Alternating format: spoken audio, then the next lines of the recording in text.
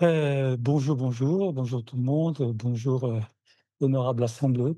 J'ai l'honneur d'être là, encore une fois. C'est la quatrième fois que j'interviens, sur ces sujets d'études, de recherche dites précliniques, en utilisant les primates humains. Et du coup, j'ai modifié un peu, mon topo pour ne pas dire la même chose à chaque fois. Je vais quand même parler pas mal de vaccins parce que c'est l'une des applications, la plus évidente, de l'utilisation des primates dans cette recherche. Mais je vais rester, un peu plus général et illustrer avec quelques propos, de la littérature, des travaux de recherche qui sont faits, dans nos unités, notamment à IDMIT, effectivement. Et puis, heu vous pourrez, on pourra discuter d'autres applications vaccins où vous allez pouvoir, regarder les publications prochaines, par exemple sur le SARS-CoV-2, puisqu'on a eu, une séance assez intéressante au début de l'été, oui, au début de l'été, sur ce sujet. Donc, nos chers camarades m'ont demandé si je pouvais parler donc de l'utilisation des primates non humains, donc pour, la recherche en maladies infectieuses. J'ai mis ici comme titre, préclinique. En fait, c'est pas tout à fait juste. Et les études chez les primates ne sont pas faites exclusivement en préparation, des essais cliniques, même plutôt rarement. En réalité, c'est souvent en parallèle déjà des essais déjà initiés, chez l'homme, notamment, des phases 1 ou des débuts des phases 2. Pourquoi? C'est parce que leur capacité à prédire, ce qui va se passer chez l'homme permet d'affiner la stratégie, changer les adjuvants, comparer des doses et cetera. Et il n'y a pas nécessairement, du point de vue réglementaire, de passer par les primates pour tester, un produit chez l'homme, en particulier un vaccin ou une immunothérapie. Ça ne se justifie que dans des cas particuliers, qu'on pourra, discuter, tout à l'heure. Et donc à quoi il sert ce modèle, régulièrement? Donc c'est de comprendre les mécanismes, des interactions hôtes pathogènes notamment. Ici j'ai mis, de la transmission. C'est un point qui reviendra dans ma discussion, enfin dans ma conclusion, qui me paraît, heu, essentiel, et donc d'aller dans les aspects, moléculaires pour comprendre ces interactions hôtes pathogènes, en particulier de comprendre les mécanismes par lesquels on aboutit, à la maladie. Et on a la possibilité, chez le primate, comme l'a dit tout à l'heure, heu, donc Marc, c'est, d'avoir un système, immunitaire mature, très, très proche à la fois sur les aspects, de l'immunité innée ou de l'immunité adaptative sur le long terme. Parce qu'il y a un des aspects qui est spécifique aux primates, c'est la durée de vie par rapport à des études chez le rongeur, où le rongeur a adapté un système immunitaire pour vivre quelques mois, quelques années. Les primates ont adapté un système immunitaire pour une longue longévité qu'on espère tous très, très longue. Et puis, bien entendu, les applications précliniques, stricto sensu, c'est-à-dire tester une thérapeutique, tester un traitement, donc en accompagnement ou en anticipation, de ce qui, va se passer, chez l'homme, avec la particularité que l'on peut faire de l'infection expérimentale chez l'individu et donc, d'évaluer l'efficacité, d'un produit qui parfois s'avère difficile si l'on veut aller, directement chez le patient. Et on verra par exemple quelques exemples où c'est possible. Alors, pourquoi tout ça? Pourquoi les primates? J'avais une belle diapo un peu similaire à la tienne, mais il y avait beaucoup de souris. Je me dis: «Ça va vexer Xavier, je ne vais pas rentrer dans cette discussion». Et du coup, c'est la proximité phylogénétique. Alors, on a parlé du chimpanzé, 99. Une grande partie de la recherche chez les primates, qui a vocation de modéliser les situations chez l'homme, se fait chez le macaque à 97 à peu près, d'homologie, du génome, ce qui est considérable et permet donc d'utiliser en particulier des réactifs, des réactifs humains ou le produit directement à destination humaine chez, le primate non humain en raison de cette cross-réactivité.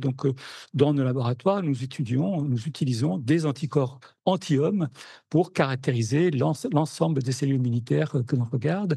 Et si on a un vaccin qui cible un récepteur particulier, chez l'homme, eh bien, on peut confirmer que s'il cible le même récepteur chez le macaque, nous n'avons pas besoin d'adapter, le macaque, pour cet aspect-là ou d'adapter le produit, j'y reviendrai plus tard. Et il est connu aujourd'hui que pour les mêmes raisons qu'on ne peut pas utiliser les primates non humains pour la xénotransplantation, eh bien, c'est donc un bon modèle pour les maladies infectieuses humaines, puisque nous partageons une communauté de micro-organismes assez importante et beaucoup de virus, de bactéries ou de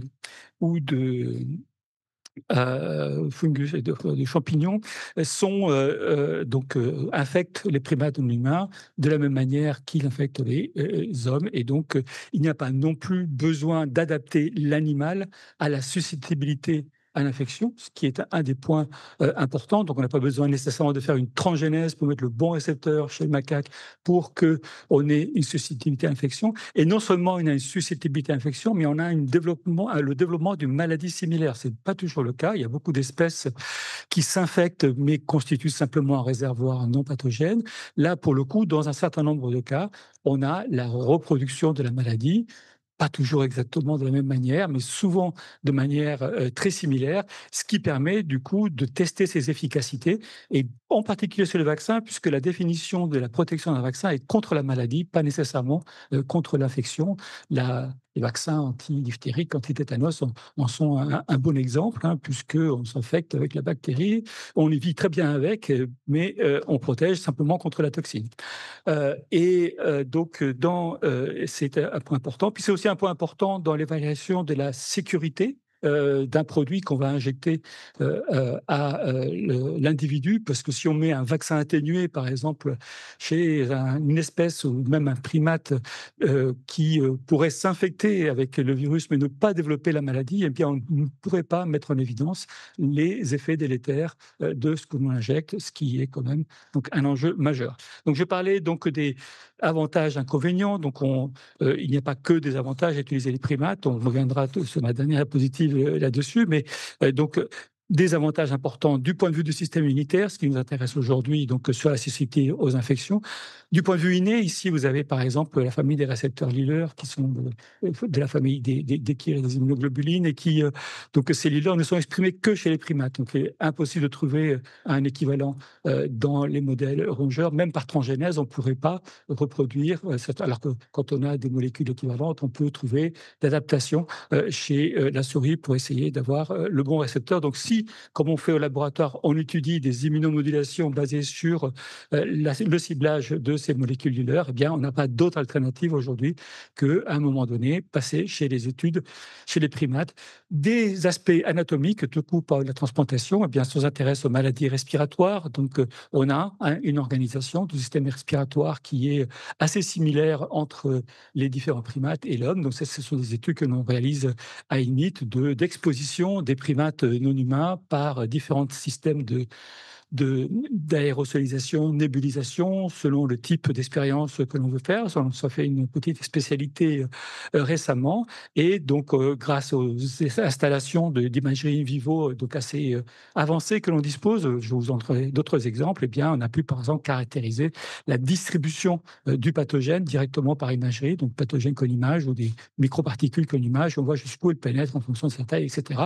Et ça, on vient de publier récemment, on peut très précisément identifier les paramètres qui permettent une transmission efficace de manière profonde dans le poumon et qui sont équivalents aux paramètres que l'on trouve chez l'homme pour des études plus ou moins similaires qui ont été faites. Ce qui fait qu'on peut essayer de reproduire ces systèmes-là et du coup développer les contre-mesures qui vont bien pour mettre la gouttelette de médicaments ou de vaccins qui va avec le plus profondément possible. Donc un grand nombre d'infections, de pathogènes, donc infectent de manière similaire l'homme et les primates. Je ne vais pas revenir, ici il y a une liste qui date un petit peu, je devrais la réutiliser, mais il y a au moins 70 pathologies, plus toutes celles qui sont venues après, comme le SARS-CoV-2, par exemple, dans l'étude. Donc on aura quelques exemples, et puis quelques exemples historiques que j'ai coupés parce que ça faisait trop long dans ma présentation, mais au moins deux grands tournants, hein. Donc la mise au point du vaccin contre la fièvre jaune, directement issue des études chez le macaque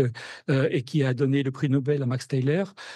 Et puis les études contre la poliomyélite, donc pour le développement du vaccin polio par et Jonas Salk et Adolfo Sabine, donc qui étaient en compétition pour ça, qui ont utilisé plus de 30 000 animaux pour tester les différentes souches d'entérovirus qui permettraient de protéger, donc de faire des passages successifs, etc., pour aboutir quasiment dans le même temps à 2 vaccins, un atténué, un inactivé, donc qui a permis donc de quasi éradiquer la polio, sur les 3 sérotypes, il nous en reste encore un en circulation.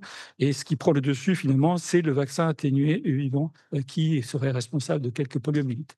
Alors pourquoi donc tout cet intérêt pour les primates dans le développement de ces stratégies déjà à l'époque?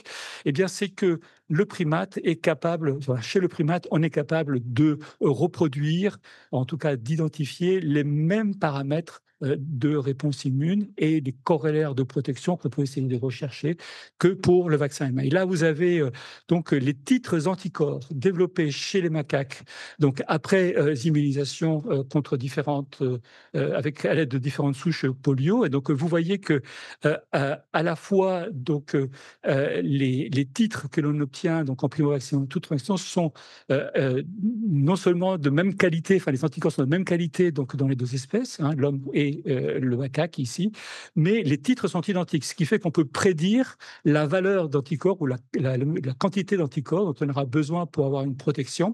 Et cela, ça s'appelle un corrélaire de protection, ce qui permet ensuite, quand on va en clinique ou directement en développement donc, à l'échelle, à large échelle du vaccin, de se dire si on a un titre de temps, on est protégé, on n'a pas besoin de rappel ou autre chose qui est quand même un point important. Ce n'est pas vrai que pour les anticorps. Là, c'était un exemple qui date de mes études à moi plus jeune sur donc les vaccins anti-VIH.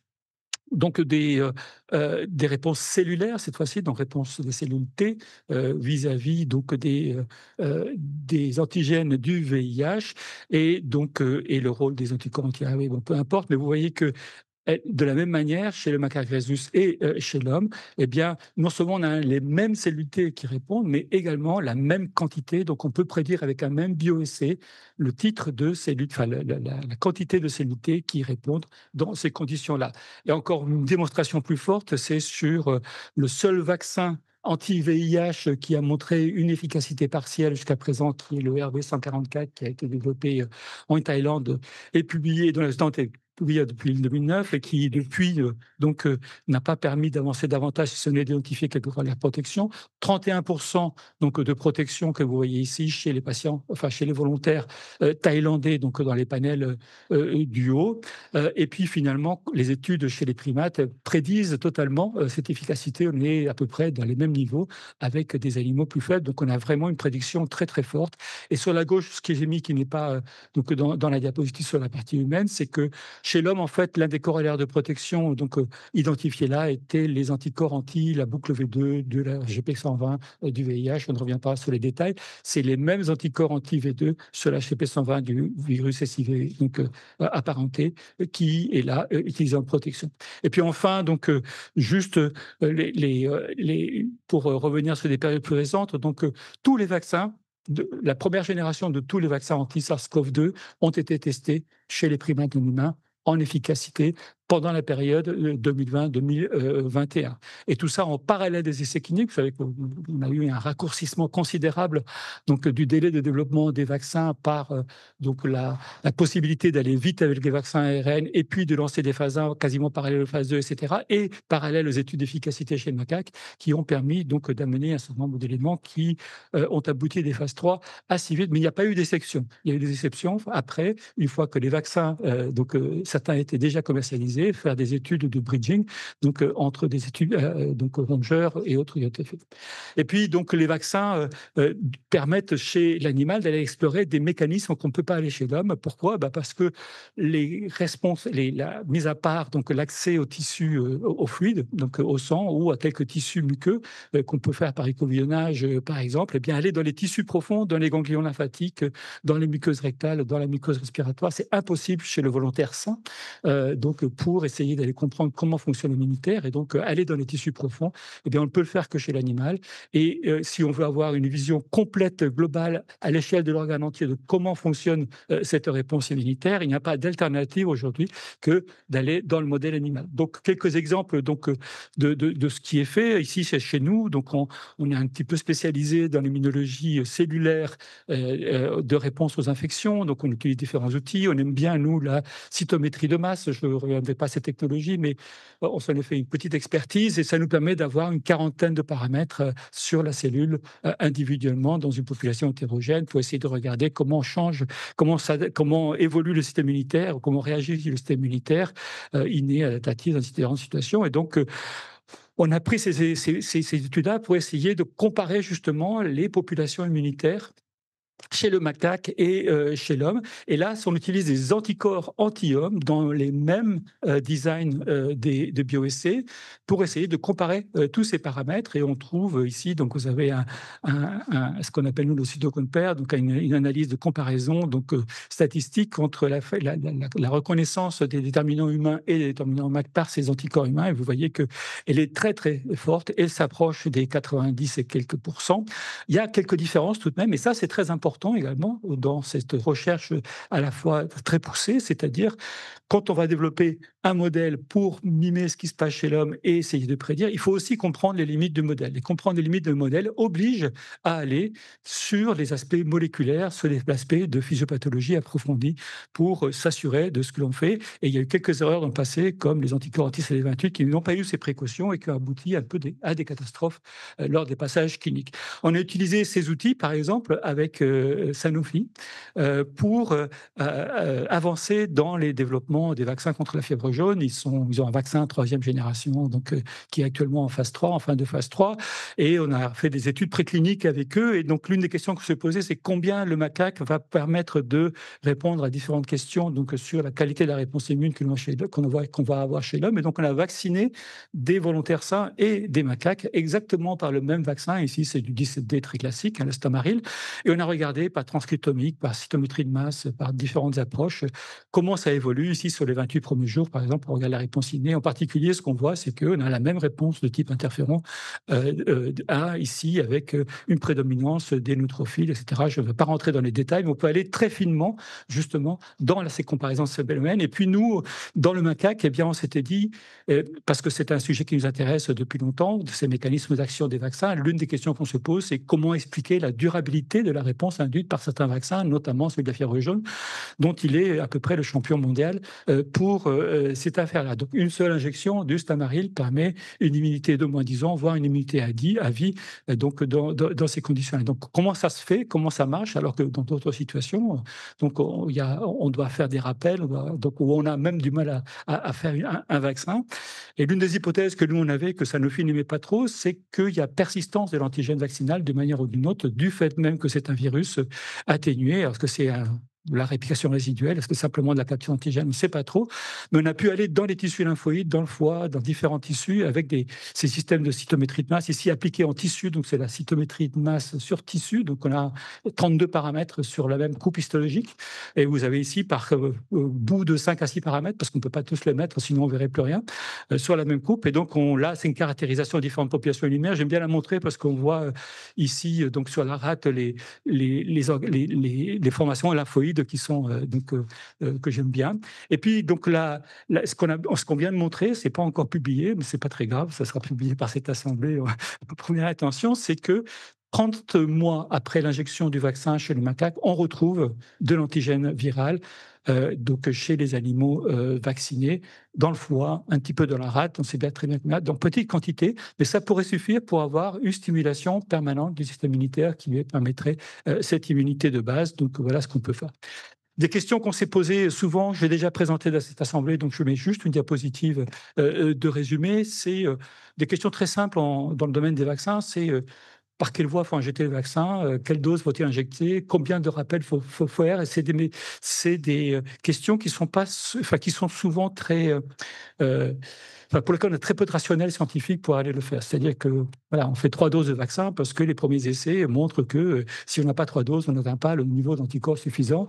Hein, qu'à la première dose, on a 30% de répondeurs, à la deuxième 60, et à la troisième, on a 80, plus de 90% de répondeurs, et ça nous va bien.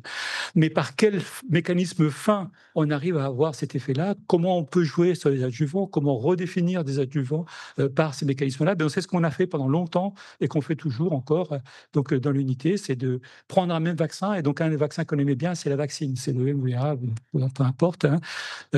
Pourquoi? C'est parce que c'est un vaccin qui fait un peu tout, qui induit une unité très forte de très long terme également, qui a permis d'éradiquer la variole, et puis qui, comme c'est un grand génome et qu'il y a des grandes délétions dedans, on peut insérer donc 2 autres grands génomes, faire des vaccins recombinants, et donc avec la variole, avec la vaccine, faire des vaccins aussi recombinants contre le VIH, contre la tuberculose, contre le paludisme, etc. Donc voilà.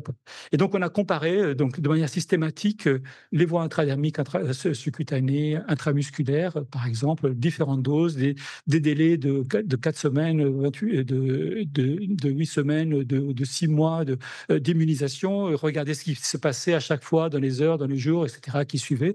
Et donc là, c'est une synthèse de, par exemple, ce qui se passe en intradermique. On a regardé en cellules, en protéomes, en transcriptomes, ce qui se passe, et on voit qu'il y a une prédominance, par exemple, des neutrophiles, du TNF-alpha dans l'orchestration de cette réponse sur les différents tissus. Et donc, ça nous permet ensuite d'essayer donc, de comprendre ces mécanismes-là et d'optimiser justement ce qu'on va faire dans ces conditions-là. Et ces études-là, donc simplement un exemple, nous ont permis donc de discuter assez vite avec l'HAS, donc en France au moment de l'épidémie Mpox en 2022-2023, sur les stratégies d'immunisation et l'utilisation de ce MVA justement donc pour la protection des macaques. Et nous, ce qu'on a montré, alors qu'on ne savait pas très bien chez l'homme aujourd'hui, c'est que le MVA protège bien de la transmission du Mpox par voie rectale, donc ça, on a développé le modèle, peu importe.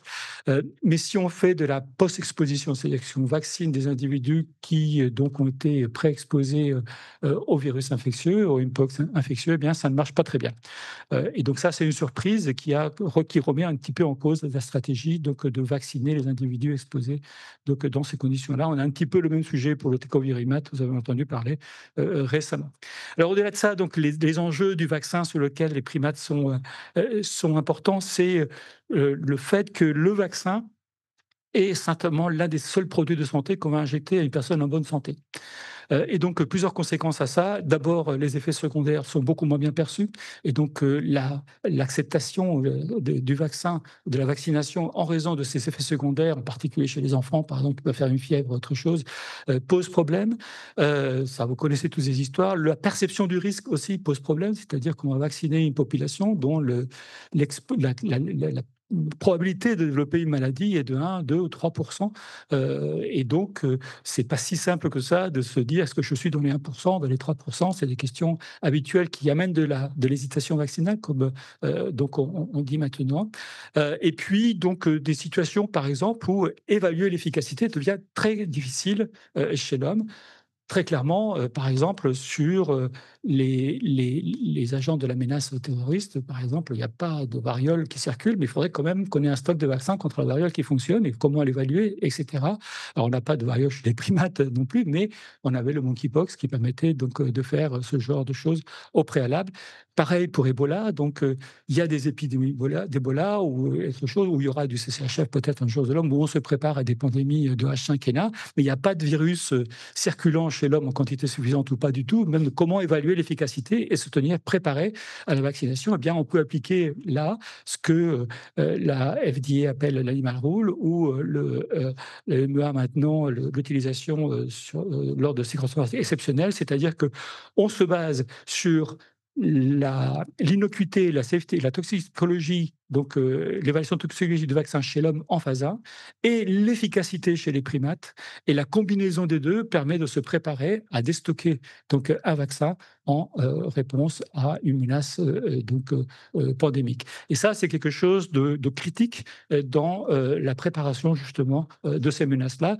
Alors sinon, quelle est l'alternative à ça? Souvent, quand on peut utiliser le pathogène chez l'homme, c'est les infections contrôlées chez l'homme. Donc en pratique, les épreuves expérimentales chez chez l'homme directement. Donc, c'est pratiqué par les anglo-saxons, c'est fait en Belgique maintenant, donc pour différents types de pathogènes, notamment des pathogènes pour lesquels on a une possibilité de traitement. Et donc, on expose des volontaires, souvent des jeunes individus, à pertussis, donc pour la coqueluche, et ici c'est la grippe, et cetera. Donc de différentes manières. Là, on les met tous à jouer pendant 24 heures. On en infecte un et on voit comment ça se transmet aux autres. On en vaccine quelques-uns et on voit si on protège ou pas. Tout ça, c'est très bien, mais ça a des limites. Ça peut pas être fait pour tous et ça pose donc c'est pas fait partout non plus parce que toutes les populations n'acceptent pas ce genre de choses. Et puis, il y a des situations où on ne peut pas le faire. Et puis, donc, c'est le projet que l'on a eu quelques années, donc, enfin, il y a quelques, qui se termine là, qui est un projet européen avec donc, un consortium qui implique également les équipes de Oxford au Royaume-Uni, sur la coqueluche, où la problématique est la suivante. Comment développer aujourd'hui de nouveaux vaccins contre la coqueluche, compte tenu de la recrudescence de coqueluche que l'on a chez nos plus jeunes, avec une difficulté à faire des essais cliniques, parce qu'il n'y a pas assez de cas, mais il y a une augmentation du nombre de cas, et il y a une population déjà vaccinée, donc des enjeux de coût et de durée qui sont assez conséquents, qui font qu'on ne peut quasiment pas faire des études de ce type-là en efficacité, en tout cas simplement en immunologie. Et donc l'idée, c'était de dire, on va bien entendu explorer la possibilité d'infecter par la coqueluche des volontaires sains. La limite de ça, c'est que bien on suit la colonisation, mais à J10 de l'infection, pour éviter de rentrer dans des symptômes devenant difficiles, eh bien on traite tout le monde à l'azithromycine, on stoppe la colonisation, donc on ne peut pas évaluer l'efficacité du vaccin contre la maladie, on fait juste une évaluation contre la colonisation. Et puis ce sont des jeunes adultes qu'on utilise comme volontaires, donc ils ont déjà soit vacciné, soit naturellement exposés à pertussis, ce qui fait qu'ils ont déjà une immunité naturelle ou vaccinale dans ces conditions-là, qui va perturber donc l'évaluation vaccinale. Et puis, impossible de faire ces études-là chez les nouveau-nés, alors que la cible du vaccin, ce sont les nourrissons de 2 mois environ, donc qui sont les plus exposés, en tout cas à la mortalité de ce vaccin-là, ce qui fait que, eh bien, on a proposé à l'EMEA de faire des études parallèles chez le babouin. Pourquoi le babouin? C'est parce que c'est la seule espèce qui reproduit la toux paroxystique que l'on observe donc à Pertussis. Et donc chez le babouin, se dire on a utilisé les mêmes stocks de bactéries pour infecter les hommes et infecter les babouins, mais chez le babouin, eh bien, on a pu le faire chez le nouveau-né de 7 jours ou de 2 mois, et donc de suivre l'immunité vaccinale, soit celle transmise par la mère, soit donc de celle transmise, et puis de le suivre jusqu'à le contrôle de la maladie. On n'a pas traité les babouins et les bébés babouins à l'azithromycine pour contrôler l'infection, ce qui a permis donc de mettre en place ces modèles. Et ça nous a obligés, pour être sûr qu'on était pertinent vis-à-vis de la situation humaine, d'aller justement dans les mécanismes de transmission. Et donc on a donc essayé de comprendre la physiopathologie de pertussis chez le babouin, les corrélations entre tous, leucocytose, etc., donc, qui sont, somme toute, relativement regardées. Et puis la colonisation, donc comment ça se passe, donc, on met de la bactérie dans le nez, et puis comment ça descend par la trachée jusqu'au poumon, par de l'imagerie. Donc là, c'est de l'imagerie, ça c'est un endoscope, simplement, dans lequel donc, on a pu faire passer une fibre optique, et puis on a déposé des anticorps anti-HLA-DR ou anti-Bordetella pertussis, ou des Bordetella pertussis verte, excusez-moi ici. Et donc, on a pu aller regarder dans différentes zones de la trachée du poumon où se trouvait la bactérie Faecal biopsie. Donc, voilà, vous avez ici les macrophages en rouge avec donc ce qu'il y a du jaune, c'est donc il y a de la bactérie avec. Et ça nous a obligés, par ailleurs, à développer des outils miniaturisés pour explorer les bébés, parce qu'un bébé babouin, ça fait 300 grammes, donc on ne peut pas prélever 10 ml de sang pour faire ce genre de choses. Et donc, ce sont tout aussi les enjeux donc, pour illustrer ce qui se passe et donc faire et tester enfin les vaccins. Je ne veux pas revenir là-dessus. Je vais accélérer pour aller cette fois-ci sur plus de physiopathologie, parce que là où nous amène ce que je vais vous montrer là, c'est que, eh bien, il faut comprendre ces interactions pathogènes pour tester toutes ces stratégies-là. On ne peut pas simplement tester et regarder si ça marche. Il faut comprendre pourquoi ça marche et comprendre les limites du modèle quand ça marche. Donc ça, ce sont des études sur le VIH, c'est historique. J'ai passé ma thèse devant Pierre Saille donc sur le VIH et la modélisation chez les primates en 1996, ça fait quand même un bon bout de temps et on continue à travailler dessus avec une des problématiques habituelles, c'est le réservoir viral. Chez les patients, vous savez qu'on les traite, on les traite bien, mais on n'éradique pas le virus et donc la question se pose, c'est où persiste le virus, notamment sous traitement antirétroviral.